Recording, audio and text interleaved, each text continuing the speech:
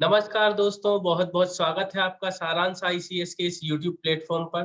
और आपको आज स्क्रीन पर दिखाई दे रहा है कि हम थर्ड पेपर जो है उसका डिस्कशन करने वाले हैं। ये हमारी थर्ड वीडियो होगी जो हम डिस्कशन की लेकर आए हैं आपके लिए। हम पिछली दो वीडियोस में पेपर 1 के पार्ट 1 की यूनिट 1 और 2 से रिलेटेड जो क्वेश्चंस थे हिस्ट्री से रिलेटेड वो कर चुके हैं। और फिर दूसरी वीडियो में हमने पेपर 2 के बारे में देखा था भैया। पेपर 2 का पार्ट जो 2 था जिसके अंतर्गत अपन ने सोशल चीजें देखी थी, वो सारी चीजें देखी थी। आज हम लेकर आए हैं इस वीडियो के अंतर्गत थर्ड वाला पेपर। और थर्ड वाले पेपर के अंतर्गत आपको यूनिट 3 जो है बायोलॉजी, उससे रिलेटेड जो है 3 मार्कर जो 5 मार्कर है और जो टेस्ट हमने कंडक्ट कराया था टॉपिक वाइज, वो टेस्ट का डिस्कशन आज हम करेंगे।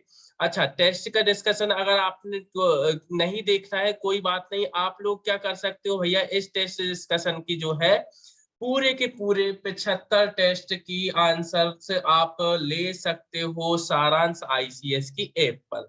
आपको मैंने शुरुआत में ही बता दिया था कि सारांश आईसीएस जो है उसका ऐप आ चुका है और इस ऐप में आपको 3 चीजें मिल रही हैं। कौन कौन सी 3 चीजें मिल रही हैं? तो सबसे पहले आपको कुछ फ्री नोट्स मिल रहे हैं। फ्री नोट्स आपको देखना चाहिए डाउनलोड करके ऐप को। उसके बाद आपको दूसरी चीज क्या मिल रही है? आपको दूसरी चीज मिल रही है भैया वहां पे टेस्ट सीरीज। किसकी टेस्ट सीरीज मिल रही है? आपको टेस्ट सीरीज मिल रही है प्रीलिम्स की। तो प्रीलिम्स की टेस्ट सीरीज आप लोग ज्वाइन कर सकते हो, जो कि कल से यानी कि 21 मार्च से स्टार्ट होने वाली है। फिर उसके बाद अगर आपको मेंस करना है तो मेंस के जो टेस्ट सीरीज के मॉडल आंसर होते हैं, टोटल 75 मॉडल आंसर्स आपको सिर्फ और सिर्फ 49 रुपीज में मिल रहे हैं। अच्छा, अगर आप ये मेंस के टेस्ट के मॉडल आंसर्स अगर खरीदते हो तो इसके साथ आपको 10 रुपए में जो है क्या मिल रही है भैया, हिस्ट्री की आपको जो है पीडीएफ मिल रही थी। हिस्ट्री के हैंड रिटन जो है नोट्स आपको मिल रहे थे।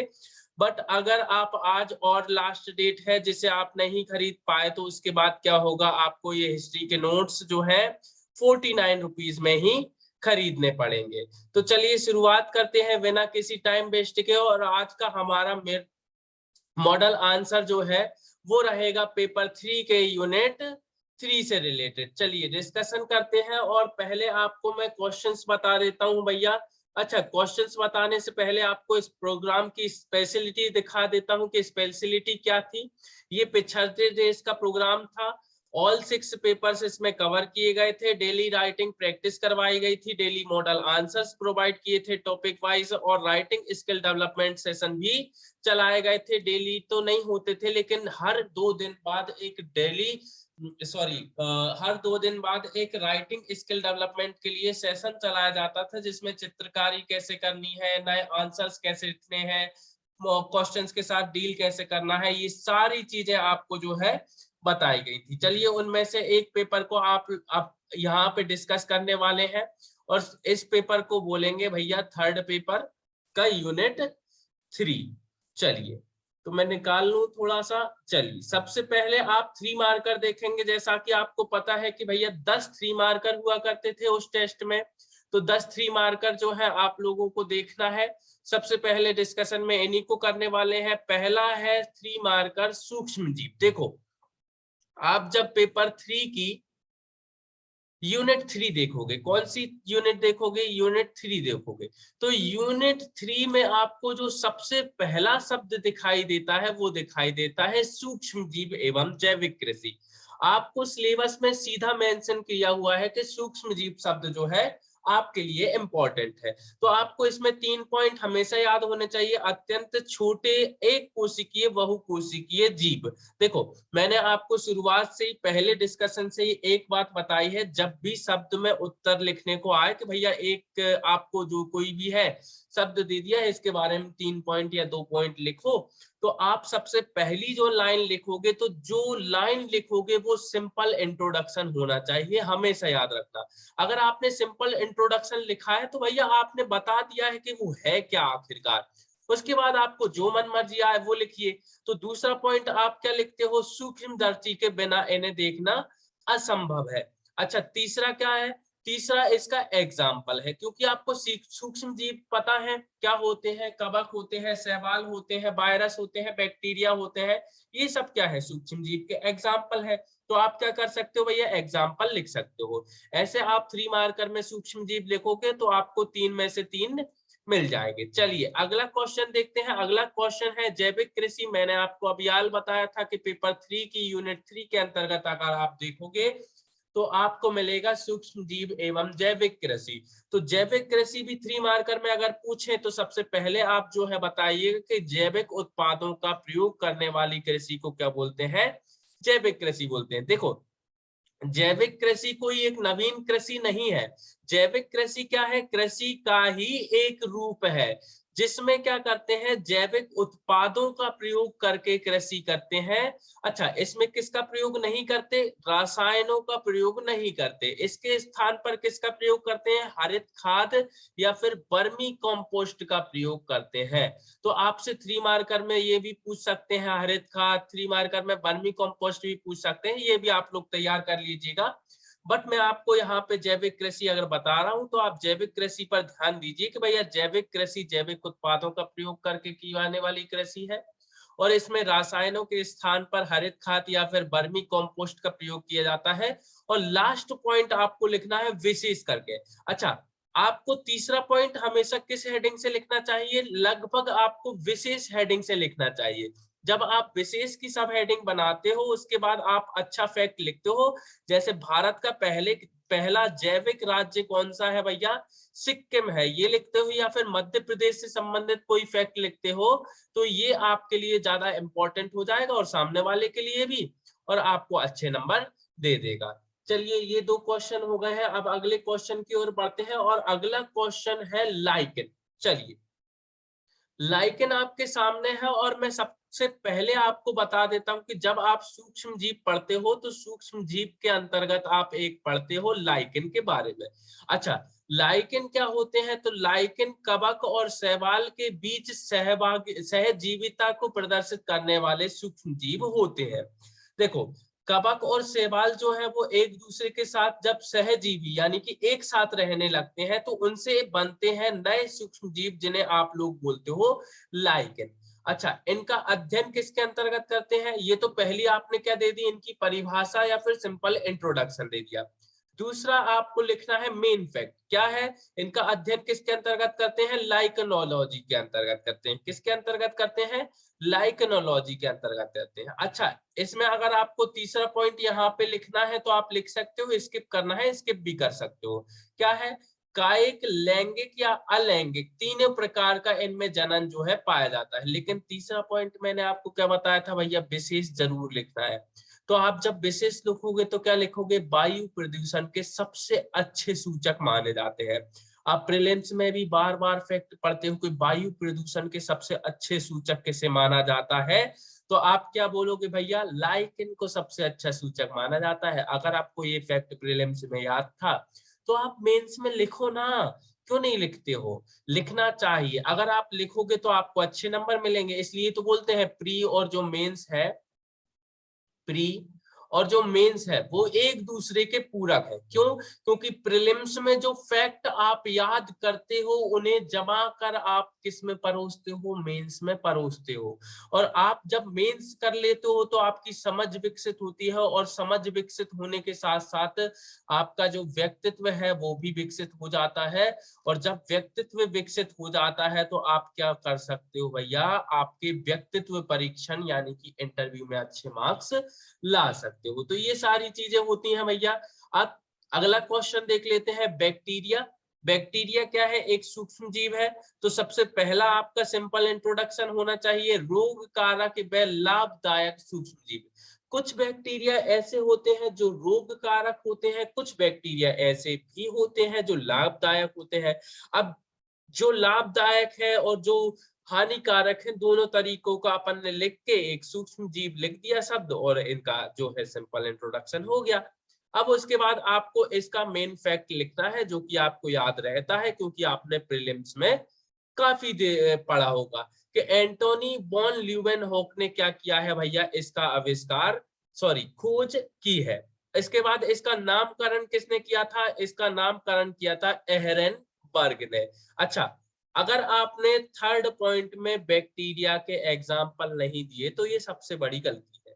क्यों? क्योंकि आपको देना चाहिए। विब्रियो कॉलेरी या फिर लैक्टोबैसिलस जो है क्या है? एग्जाम्पल है बैक्टीरिया के। ये हो गया इंपॉर्टेंट क्वेश्चन। चलिए अगले क्वेश्चन की ओर बढ़ते हैं। अगला क्वेश्चन है प्रियोन।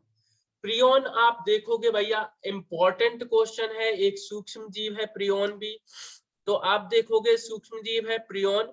ऐसे रोग संक्रामक कारक जिनमें केवल प्रोटीन होता है उन्हें क्या बोलते हैं? प्रियोन बोलते हैं। देखो एक बात बताता हूं, जो बैक्टीरिया है, जो क्या होते हैं बैक्टीरिया, एक सूक्ष्म जीव होते हैं। कैसे सूक्ष्म जीव होते हैं? ये एक कोशिकीय या फिर बहुकोशिकीय सूक्ष्म जीव होते हैं। वहीं अगर आप वायरस देखो तो वायरस क्या होते हैं? वायरस कोशिका युक्त नहीं होते हैं। उनमें क्या होता है? ऐसा एक अनुवांशिक संरचना होती है और बाहर एक कोटिंग होती है, ठीक है, बाहर प्रोटीन की जो है झिल्ली बनी होती है। तो इस प्रकार से वायरस होती है, ये भी एक प्रकार के सूक्ष्म जीव है। लेकिन जब क्या होता है, ऐसे रोग संक्रामक कारक हो जिनमें केवल और केवल प्रोटीन हो, उन्हें क्या बोलते हैं? प्रियोन बोलते हैं। प्रोटीन और प्रियोन आपको याद भी रह जाएगा। और अगला पॉइंट है खोज। किसने की है? स्टैनले प्रूसिनर ने इनकी खोज की है। विशेष क्या है? इनमें गुणन की और संक्रमण करने की क्षमता पाई जाती है। प्रियोन 3 नंबर में आपको याद रखना है, बहुत इंपॉर्टेंट क्वेश्चन है, पूछा जा सकता है। और आप इसको ऐसे लिखेंगे तो आपको 3 में से 3 नंबर भी मिल सकते हैं। और मैंने आपको बताया 3 में से 3 नंबर जो लाता है वो डिप्टी कलेक्टर बनने की जो है उम्मीद कर सकता है। चलिए उसके बाद देखते हैं अगला प्रश्न। अगला प्रश्न है सवाल। सवाल जो अगला प्रश्न है इसमें आप क्या लिखोगे भैया? देखो आपको मैंने बताया है कि पेपर 3 की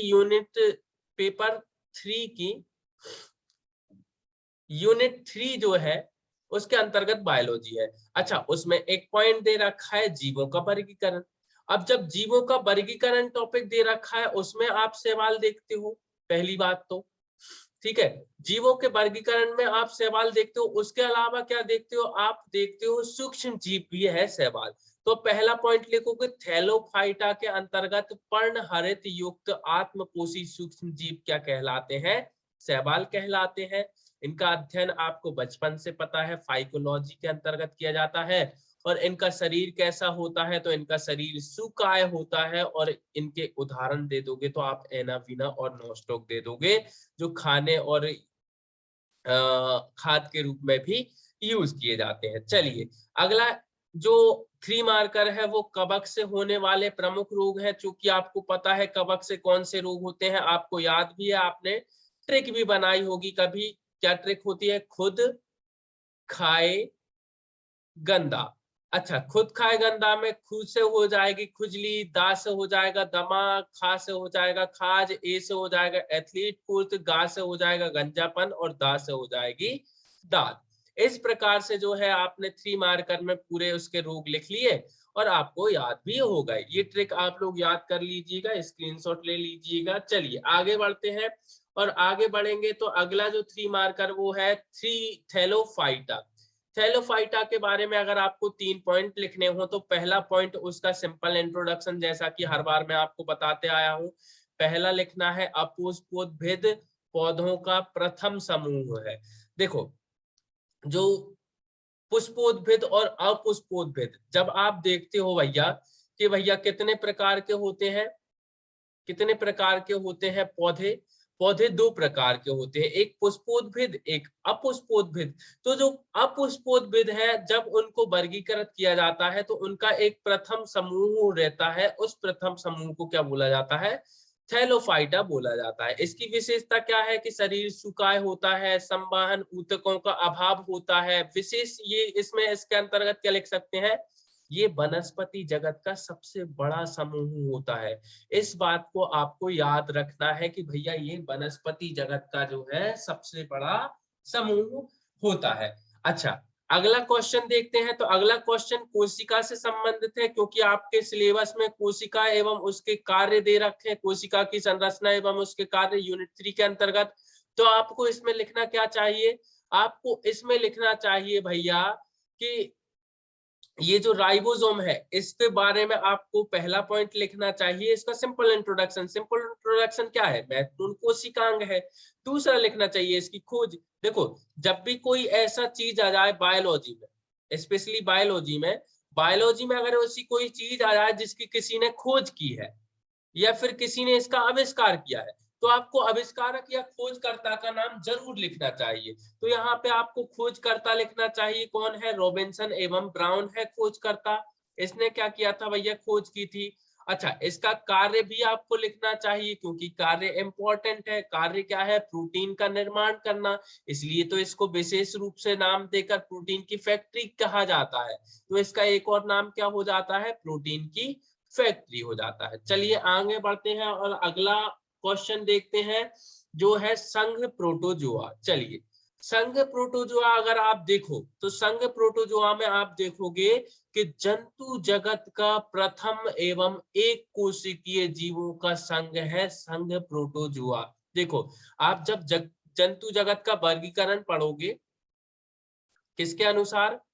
स्टोरर एवं यूसिंजर के अनुसार। जब आप क्या पढ़ोगे? किसके साथ अनुसार? स्टोरर एवं यूसिंजर। ठीक है, ये कोई ऐसे वस्तु नहीं है। ये क्या है भैया? ये दो व्यक्ति हैं। इनके अनुसार जब जंतु जगत का वर्गीकरण पढ़ोगे तो आप देखोगे जंतु जगत को दो भागों में डिवाइड किया जाता है। ठीक है, एक होता है संघ प्रोटोजोआ। ठीक है, संघ प्रोटोजोआ जिसके अंतर्गत बहुत सारी चीजें बताई जाती हैं उनके द्वारा, प्रोटोजोआ। फिर एक होता है संघ मेटाजोआ। संघ मेटाजोआ के अंतर्गत जो है बहुत सारे संघ बताए जाते हैं उनके द्वारा। ये आपको पढ़ना होता है जो आप मेंस में पढ़ते हो। लेकिन अगर यहाँ पे पूछा गया संघ प्रोटोजोआ तो सबसे पहले आपका सिंपल इंट्रोडक्शन होता है कि जंतु जगत का सबसे प्रथम संघ है, पहली बात। और दूसरी बात, एक कोशिकीय समस्त जीव इसी के अंतर्गत रखे जाते हैं। विशेषता क्या है इनकी? कि एक में अनेक केंद्रक हो सकते हैं, शरीर हमेशा एक कोशिकीय रहेगा। इस बात को आप लोग याद रखिएगा। संघ प्रोटोजोआ में जितने भी जीव है जैसे एंट, अमीबा, हिस्टोलिका, ये जितने भी जीव है इनका शरीर कैसा होगा? हमेशा एक कोशिकीय होगा। इस बात को आप लोग याद रखिएगा, ये बात बहुत इंपॉर्टेंट है। चलिए, तो ये 3 मार्कर भी आपको लिखने को आ गया तो आप लिख सकते हो। इस प्रकार से कोई भी संघ लिखने को आ जाए तो आप सबसे पहले उसका सिंपल इंट्रोडक्शन लिखिए, उसकी दो विशेषताएं लिखिए और उदाहरण लिखिए और खत्म कीजिए। इस प्रकार से जो है आप 3 मार्कर जो है डील कर सकते हो। चलिए अब हम बढ़ते हैं 5 मार्कर की ओर। और आपको सबसे पहले सामने दिख रहा होगा संघ प्लेटीहेल्मिंथेस का वर्णन कीजिए। तो जो सामने दिखाई दे रहा है वो सबसे इंपॉर्टेंट क्वेश्चन है और आपको इसका फॉर्मेट जो है नहीं आता, ये मैं गारंटी से कह सकता हूं। तो आपके लिए मैंने ये फॉर्मेट डिजाइन किया है और सबसे बेस्ट फॉर्मेट मुझे आज तक का मिला है। ये फॉर्मेट मैंने खुद से डिजाइन किया है कि संघ प्लेटीहेल्मिंथेस या फिर कोई भी अदर संघ आ जाए, कोई भी अदर संघ आ जाए तो आपको इस फॉर्मेट में अगर लिख दिया आपने तो मैं गारंटी देता हूं आपको जो है 5 में से 3, 3.5 नंबर, बल्कि अगर खुश हो गया तो 4 नंबर भी दे सकता है चेक करने वाला। क्यों? क्योंकि आपको इंट्रोडक्शन में ये लिखना है स्टोरर और यूसिंजर। क्या लिखना है? स्टोरर तथा यूसिंजर कि जंतु जगत वर्गीकरण के मेटाजोआ उप जगत के अंतर्गत आने वाला जो है एक बृहद संघ है। मैंने बताया था आपको कि जो जंतु जगत है, जंतु जगत को स्टोरर एवं यूसिंजर दो उप जगतों में विभाजित करते हैं। पहला जो उप जगत है उसे बोलते हैं प्रोटोजोआ और दूसरा जो उप जगत है उसे बोलते हैं मेटाजोआ। मैंने आपको बता दिया है मेटाजोआ बोलते हैं। तो मेटाजोआ के अंतर्गत कितने संघ आते हैं? टोटल 9 संघ आते हैं। ठीक है, तो ये जो 9 संघ आते हैं उनमें से एक संघ अगर आपसे पूछ ले तो इस प्रकार से आप लोग लिख सकते हो। तो पहला आपको ये इंट्रोडक्शन डालना है, फिर उसके बाद आपको इसका शाब्दिक अर्थ अगर याद है तो आपको अगली लाइन में इसका शाब्दिक अर्थ जरूर लिखना चाहिए, इससे असर अच्छा पड़ता है। अच्छा, इस शाब्दिक अर्थ को आप ऐसे बॉक्स में भी बंद कर सकते हो, बॉक्स में बंद करने वाली चित्रकारी भी आपको आ सकती है। तो प्लेटी हेलमिंथीज का आप लिख सकते हो प्लेटी यानी कि फ्लैट और हेलमिंथीज यानी कि बॉम्ब। अब आती है बात इनकी विशेषताओं की, क्योंकि यही पूछा है उसने। वर्णन करने का मतलब होता है उनकी विशेषताएं या फिर उनके बारे में बताओ। तो उनके बारे में क्या बताओगे? उनकी विशेषताएं ही तो बताओगे, कमियां बता दोगे आप, लेकिन आप बताओगे उनकी विशेषताएं। अच्छा, विशेषताएं जब भी किसी की बताई जाती हैं तो या तो आप कोई आधार बना लो, उसी आधार को मैं सब पॉइंट के नाम से जानता हूँ। किसके नाम से जानता हूँ? सब पॉइंट के नाम से जानता हूँ। तो अगर आप किसी की विशेषताएं बता रहे हो, जैसे मैंने आधार बना लिया विशेषता बताने का, लंबाई एक आधार बना दिया मैंने। क्या बना दिया भैया? विशेषता बताने का आधार, मैंने लंबाई को एक आधार बना लिया। ठीक है, अब लंबाई के आधार पर मैं किसी की भी विशेषता बता सकता हूँ। किसकी? किसी की भी। जब मान लो मेरी लंबाई अधिक है, ठीक है, मेरी अधिक लंबाई है, ठीक है, किसी और व्यक्ति के ले ले, मान लो एक्स की लंबाई क्या है? कम है। तो लंबाई एक आधार हो गया और उस आधार पर मैंने क्या बता दी भैया? विशेषता बता दी। तो ऐसे मैं किस नाम से जानता हूँ? विशेषता के आधार को। विशेषता के आधार को जैसे अंतर का भी आधार होता है, वैसे विशेषता का भी आधार होता है। तो विशेषता के आधार को मैं जानता हूं सब हेडिंग के नाम से, जो कि यहाँ पे मैंने यूज की है। अगर आप यूज करोगे तो आपका उत्तर जो है प्रभावी हो जाएगा। तो जैसे मैंने पहली हेडिंग क्या यूज की है? पहली हेडिंग मैंने यूज की है शरीर। तो शरीर पहली हेडिंग यूज की है, और आपको शरीर के बारे में पता है कि संघ प्लेटी हेलमिंथीज का जो शरीर होता है वो कैसे होता है? फीते की तरह चपटा होता है। दूसरा आपने यूज कर ली यहाँ पे संरचना सब हेडिंग। संरचना कैसी होती है? तो आपको पता है 3 स्तरीय एवं देह गुहा अनुपस्थित होने वाली संरचना होती है, क्योंकि आपको पता है इनका जो शरीर होता है वो कैसा होता है? बिल्कुल चपटा बना हुआ होता है, ऐसा होती है टेप के जैसे। प्लेटी हेलमिंथीज बिल्कुल चपटे, तो चपटे होते हैं। अगर आपने पढ़ा हो मेंस तो आपको पता होगा गुहा का मतलब क्या होता है। गुहा का मतलब होता है खाली स्थान। अगर आप देखोगे तो भैया खाली स्थान इनके भीतर नहीं है, क्योंकि ये टेप की तरह चपटे हैं। तो इनमें 3 स्तरीय लेयर होती है, 3 स्तरीय संरचना होती है, यानी कि इसमें सिर होता है, वक्ष होता है और जो है पेट उदर भी होता है, लेकिन इसमें कोई देह गुहा नहीं होती है। अगला देखोगे पोषण, तो इनमें अधिकांश जीव जो है वो परजीवी होते हैं। पोषक के लिए किस पर? शरीर से चूसक के द्वारा पोषण लेते हैं। उत्सर्जन देखोगे तो विशेष प्रकार की क्या पाई जाती हैं? ज्वाला कोशिकाएं पाई जाती हैं। ठीक है, फिर उसके बाद अगर देखोगे तो इनमें जनन कैसे होता है? तो ये पूरे के पूरे उभयलिंबी होते हैं। और लास्ट इसका विशेष लिख दोगे, लास्ट विशेष आप लिख दोगे क्या?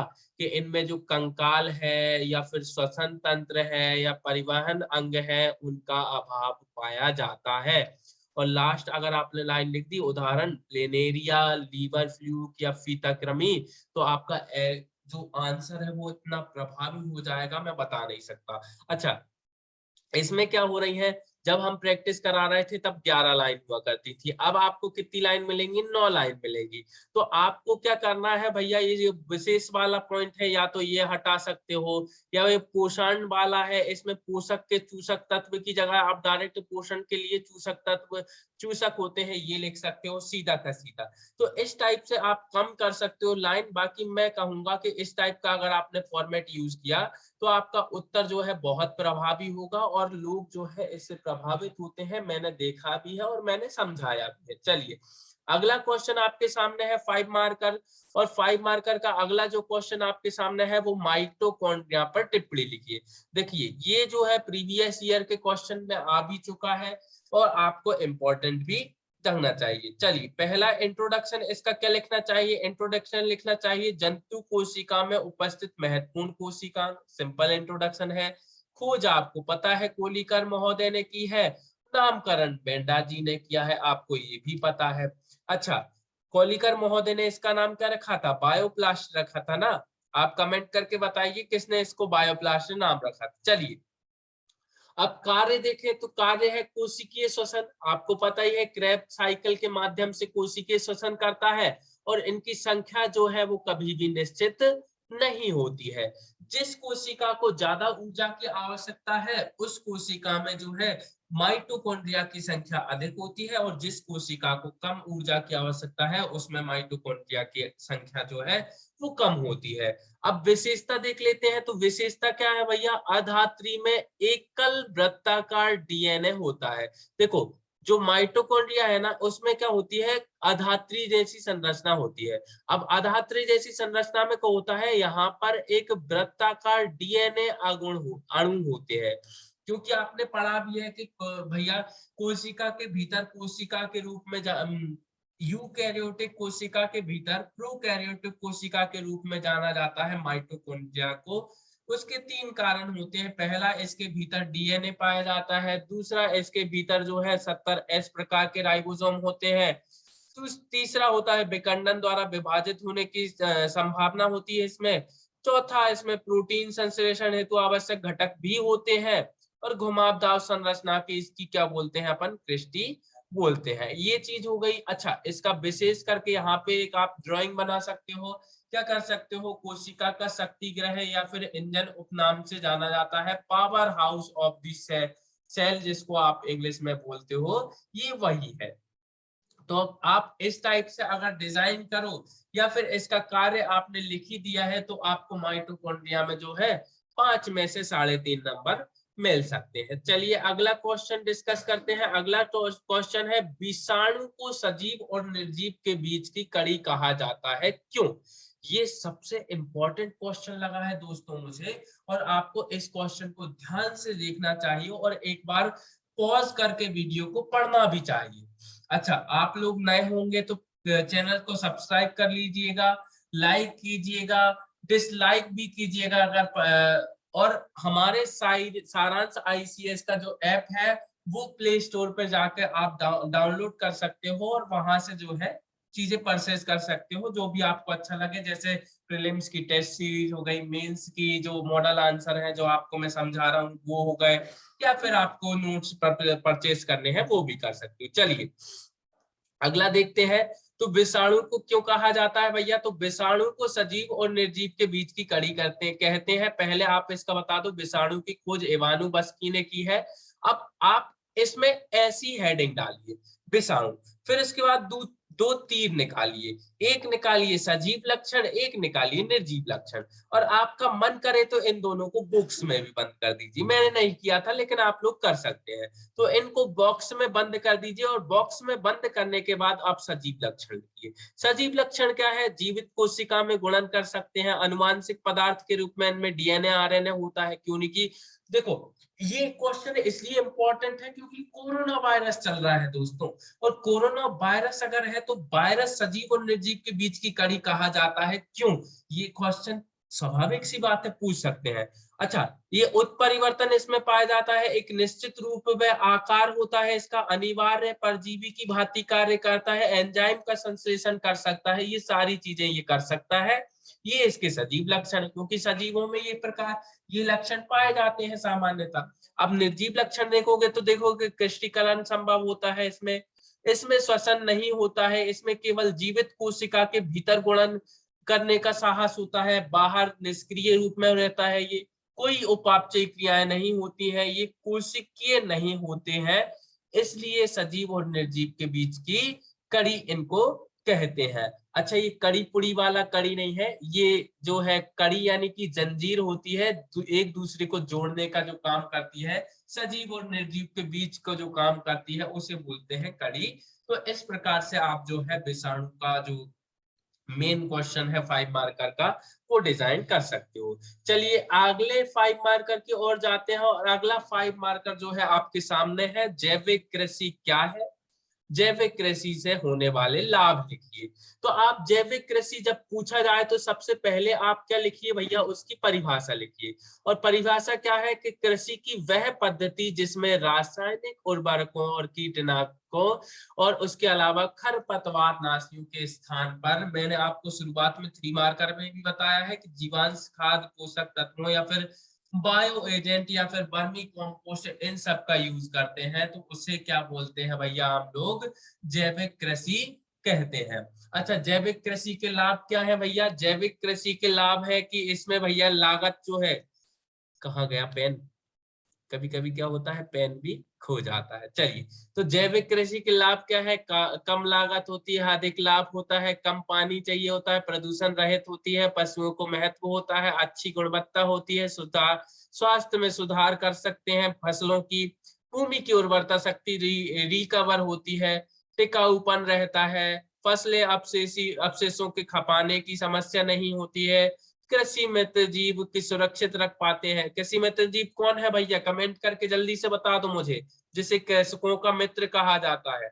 पर्यावरण का संतुलन देख लेंगे, सतत विकास कृषि देख लेंगे, ये सारे क्या हो जाते हैं भैया? कृषि जैविक कृषि के लाभ हो जाते हैं, जो आपको याद रखना चाहिए। और इस टाइप का अगर आप फॉर्मेट देखते हो तो इसमें पॉइंट गिन के देख लो आप, लगभग 10 से ज्यादा पॉइंट आ जाएंगे यहाँ पे। 10 पॉइंट भी आ जाए, 8 पॉइंट भी आ जाए, तो 5 नंबर में 8 पॉइंट लिखोगे तो आपको 5 में से 3.5 कौन नहीं देगा भैया? मैं तो दे दूंगा, आप बाकी के देख लीजिए।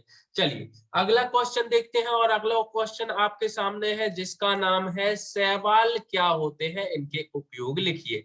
देखो, जब आपको टाइम कम पड़ जाए या फिर आपको जो है फॉर्मेटिंग बहुत अच्छी दिखानी है, तो सबसे पहले आप इंट्रोडक्शन तो लिखिए ही। जैसे थैलोफाइटा का समूह के अंतर्गत पर्णहरित युक्त और संवहन ऊतक रहित आत्मकोशी सूक्ष्म जीव क्या कहलाते हैं? शैवाल कहलाते हैं। अब मुझे बताओ, ये जो इंट्रोडक्शन आपने याद किया है, यही इंट्रोडक्शन आपने 3 मार्कर में लिखा था कि नहीं लिखा था? बिल्कुल लिखा था। आपने लिखा था थैलोफाइटा समूह के अंतर्गत पर्णहरित युक्त आत्मकोशी सूक्ष्म जीव, यही तो लिखा था। अब इसकी विशेषता क्या है भैया? इसकी विशेषता है कि इनका शरीर कैसा होता है? हमेशा शुकाय होता है। लेकिन आपसे पूछा है इनके उपयोग, तो आप इसमें उपयोग बीच में डालिए और उसके बाद उपयोग का गोला बनाइए, और फिर उसके बाद गोले के बाद आप इसके रूप में भोजन के रूप में हो, अनुसंधान कार्यों में हो, औषधियों के निर्माण में हो, खाद के रूप में हो, या फिर आयोडीन बनाने के रूप में हो, किसी भी रूप में हो आप लिख सकते हो, और इनके एग्जाम्पल जो है यहाँ पे सेट कर सकते हो। और आप देखोगे कि भैया ये 5 नंबर का बहुत अच्छे से भरा भरा लग रहा है और अच्छा दिख भी रहा है, कौन इसमें अच्छे नंबर नहीं देगा? तो आप ये सोच भी सकते हो। चलिए आगे बढ़ते हैं, और अगला आपको मिलेगा 11 मार्कर, और 11 मार्कर हम देखेंगे तो सबसे पहला और सबसे आईएमपी 11 मार्कर जो आज हम डिस्कस करने वाले हैं वो है कोशिका का सचित्र वर्णन करते हुए उसके कार्यों को उल्लेख कीजिए। अब आप देखोगे यहाँ पे तो आप पाओगे कि भैया कोशिका जो है उसका सचित्र वर्णन भी करने हैं। तो आपने देखा होगा कोशिका 2 टाइप की होती है, एक होती है पादप कोशिका, एक होती है जंतु कोशिका। तो आपको सोचना होगा कि भैया हम पादप कोशिका का चित्र बनाएं कि जंतु कोशिका का, ये तो कंफ्यूजन है भैया। तो हमें क्या करना पड़ेगा भैया? पादप कोशिका और जंतु कोशिका दोनों का चित्र बता देना चाहिए। पहला सिंपल इंट्रोडक्शन देना चाहिए। इंट्रोडक्शन के बारे में मैं बता चुका हूँ, 2 टाइप के इंट्रोडक्शन होते हैं, एक होता है कॉन्सेप्चुअल इंट्रोडक्शन, ठीक है, एक होता है फैक्चुअल इंट्रोडक्शन। और तीसरी चीज, अगर आपको इन दोनों का मिक्सचर करना है तो पहले आप कॉन्सेप्चुअल दीजिए या फैक्चुअल दीजिए, और जब ये दे दो उसके बाद आप कुछ फैक्ट लिख दीजिए। फैक्ट लिख दोगे तो आपका दोनों टाइप का हो जाएगा। जैसे यहाँ पे मैंने दोनों टाइप का इंट्रोडक्शन दिया है। कैसे दिया है भैया? देखो, कोशिका जीवन की सबसे छोटी कार्यात्मक और संरचनात्मक इकाई होती है तथा इसके अध्ययन को साइटोलॉजी के कहते हैं। ठीक है, ये आपका हो गया कॉन्सेप्चुअल। लेकिन फिर उसके बाद मैंने कुछ फैक्ट लिखे हैं, ये हो गया फैक्चुअल। जैसे रॉबर्ट हुक ने खोज की है जीवित कोशिका की, एंटोनी वॉन ल्यूवेनहुक ने की है, और कोशिका सिद्धांत स्लाइडन और स्वान ने दिया था। फिर चुपके से मैंने यहाँ पे थोड़ी सी जगह चुराई, और इस चुराई हुई जगह पे मैंने क्या किया भैया? कोशिका दोनों टाइप की जो कोशिकाएं हैं, पादप कोशिका और जंतु कोशिका, दोनों का चित्र मैंने यहाँ पे बना दिया। और ये चुराई हुई जगह जो है वो भरी हुई लग रही है और इम्पोर्टेंट भी लग रही है। चलिए उसके बाद उसने पूछा क्वेश्चन में क्या है, आप ध्यान से देख लीजिए, कोशिका का सचित्र वर्णन करते हुए इसके कार्यों को लिखना है। तो आप वर्णन कर देते हैं, तो वर्णन करने के लिए हमेशा कोशिका की संरचना लिखनी है, और संरचना लिखने के लिए आपको 3 पार्ट्स में डिवाइड करना पड़ता है। आपने पढ़ी भी होगी कोशिका की संरचना, पढ़ने के लिए आपको 3 पार्ट्स में डिवाइड करनी पड़ती है। पहला कोशिका की झिल्ली या कोशिका भित्ति, दूसरा कोशिका जीव द्रव्य, और तीसरा होता है केंद्रक। चलिए देखते हैं, सबसे पहले कोशिका झिल्ली। जंतु कोशिका का सबसे बाहरी आवरण होता है, और ये चयनात्मक अर्ध पारगम्य होती है प्रकृति इसकी। और कार्य का होता है कोशिका के अंदर जाने वाले पदार्थों को नियंत्रित करना। अगला क्वेश्चन जो हेडिंग डालोगे वो जीव द्रव। देखो आपके पास पेज कम है, पहली बात तो, दूसरी बात टाइम भी कम है, तो आपको ये दोनों चीजें मैनेज करने के लिए अगर ज्यादा भी आपको याद आ रहा है तो भी आपको क्या करना है, केवल और केवल इंपॉर्टेंट वाली चीजें जो है वो लिख देनी है, बाकी सब चीजों पे ज्यादा ध्यान नहीं देना है। जैसे जीव द्रव्य लिखोगे तो सिंपल इंट्रोडक्शन, अच्छा ये भी 11 मार्कर के रूप में छोटे छोटे 3 मार्कर होते हैं, इस बात को याद रखना है। जैसे जीव द्रव्य में लिखोगे कोशिका के भीतर पाए जाने वाला अर्ध तरल पदार्थ होता है, भौतिक जीवन का आधार होता है, इसको किसने बोला है, हक्सले ने बोला है, आपको यहाँ पे ब्रैकेट में लिख देना चाहिए। अच्छा एक चीज और मैं आपको बता दूं, जैसे आपने कोई चीज लिखी, जैसे मान लो आपने एक लाइन लिखी पूरी की पूरी, जैसे भौतिक जीवन का आधार, उसके बाद ये वाली चीज यूज करना सीखो आप, इसे बोलते हैं ब्रैकेट। क्या बोलते हैं, ब्रैकेट। आपको मान लो कोई फैक्ट लिखना है, लेकिन वो फैक्ट लाइन के रूप में नहीं लिखना है, आपको लिखना है वो एक शब्द के रूप में, या फिर कोई डाटा लिखना है। अब आप उस डाटा को जब लिखो तो एक लाइन के रूप में लिख सकते हो, लेकिन वो क्या होता है, जगह घेरता है। लेकिन आपने क्या किया, एक पूरी लाइन लिखी किसी चीज को समझाने के लिए, और उसका एग्जाम्पल जो है आप लाइन यूज नहीं करना चाहते, तो उस लाइन के पास में ही क्या कीजिए, आप एक ब्रैकेट यूज कर लीजिए। और जैसे ही आपने ब्रैकेट यूज किया, सामने वाला समझ गया, ओ ठीक है हक्सले ने बोला है, समझ गए, हम लोग समझ गए, और आपको जो है यहाँ का प्रॉफिट मिलेगा और आपको जो है अच्छे नंबर मिल जाएंगे। तीसरा पॉइंट आप केंद्रक समझा दीजिए भैया। कोशिका का दिमाग बोलते हैं इसको, केंद्रीय भाग होता है, डीएनए उपस्थित होता है, न्यूक्लियोलस भी उपस्थित होता है, विभिन्न कोशिकांग भी यहाँ पे डिस्क्राइब कर दीजिए आप। तो विभिन्न कोशिकांग अगर आप लोग डिस्क्राइब करोगे तो सबसे पहले आप राइबोसोम, माइटोकॉन्ड्रिया, आईएमपी वाले। अच्छा यहाँ पे पूरे कोशिकांग आपको डिस्कस करने नहीं बैठ जाना है, आपको जो आईएमपी लगे उनमें से 5 कोई से भी आप लोग डिस्कस कर दीजिए, क्योंकि आप यहाँ पे आईएमपी मुझे जो लगते हैं वो कौन कौन से हैं भैया, कौन कौन से हैं, पहला है राइबोसोम, दूसरा है माइटोकॉन्ड्रिया, तीसरा है लाइसोसोम, चौथा है तारक और पांचवा है गोल्जी काय। तो ये मुझे इंपॉर्टेंट लगे तो मैंने यहाँ पे यही बस लिखे हैं, इनके बारे में एक एक लाइन आप लिख दीजिए जो इसके कार्य है।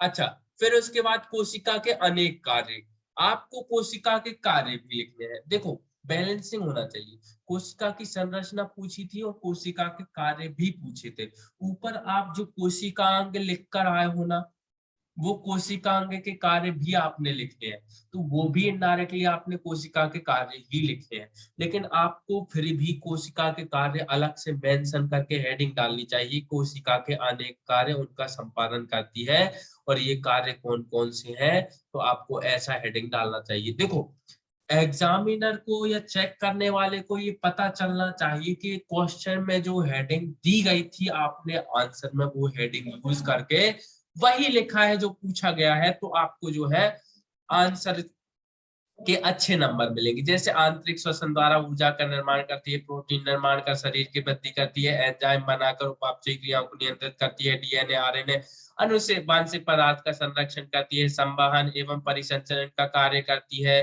तंत्रिका तंत्र के संवहन में सहायता करती है, इम्पल्स के संवहन में, उत्सर्जी पदार्थों का निष्कासन करती है, हार्मोन निर्माण द्वारा शरीर का संतुलन करती है। इस प्रकार आप कह सकते हो कि जो कोशिका होती है वो क्या होती है भैया, शरीर की संरचनात्मक एवं कार्यात्मक इकाई होती है और शरीर के जीवन को आधार प्रदान करती है।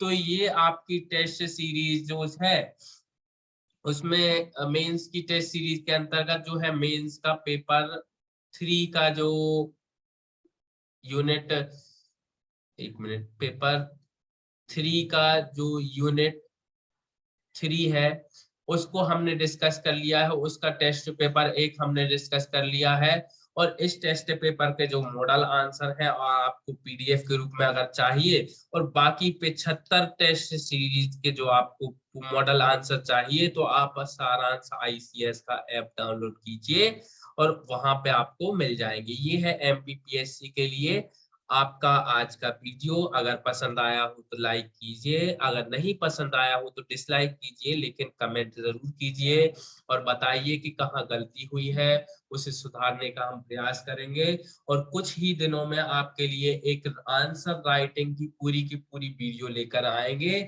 जिसमें कैसे चित्रकारी करना है, किसी भी क्वेश्चन को कैसे हैंडल करना है, पूरा 1 घंटे का या 1.5 घंटे का वीडियो होगा, जिसे आप देखकर जो है, आपका मेंस भी आने वाला है 24 अप्रैल से, तो आप जो है तैयारी अच्छे से करके उसी फॉर्मेटिंग का यूज करके जो है अपने क्वेश्चंस का एंड एंड में सुधार कर सकते हो। यही आपके लिए हमारा गिफ्ट होगा और आप अच्छे से तैयारी कीजिए, स्वस्थ रहिए, सुरक्षित रहिए।